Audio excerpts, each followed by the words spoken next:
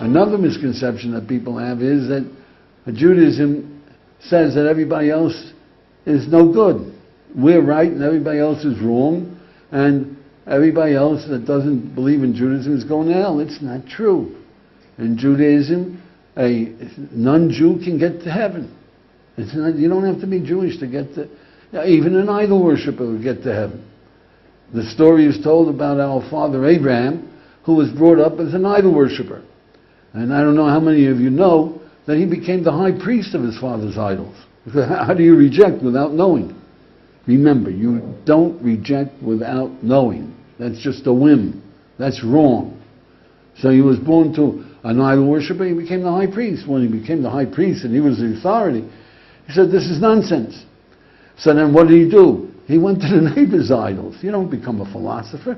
Human beings have wisdom. Learn from other human beings. So he went to the neighbor's idols, became the high priest of theirs.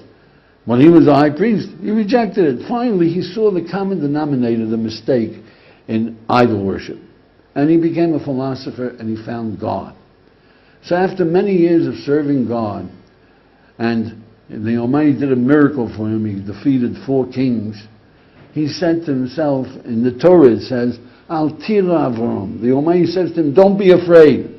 So the rabbis point out, what's he afraid of? He just won the war. What are you afraid of? He's right on high, after 67. Oh, what are you afraid of? Yeah. So the rabbis say that he said, this was a miracle. And the Almighty did for me a miracle. Well, maybe he's paying me back for all the years that I served him. And that he really has in mind those years when I was a kid, when I was an idol worshiper, when I was a high priest of these awful idols, and he's going to punish me for it. And the Almighty says to him, Avram, your reward is great. For what? For being an idol worshiper. What do you mean? What do you get a reward? You did it because you were seeking truth. You tried to understand. You get a reward for that. That's not wrong. That's the way people seek truth.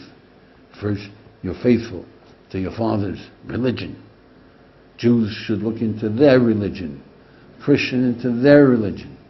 A Buddhist into his religion. First find out. Don't reject until you know. And for doing that, even though we are doing things that are wrong, but you're doing it for the right motivation. Because this is the only way you can do it. You'll be rewarded for it. Avram was rewarded for those years because he was seeking truth.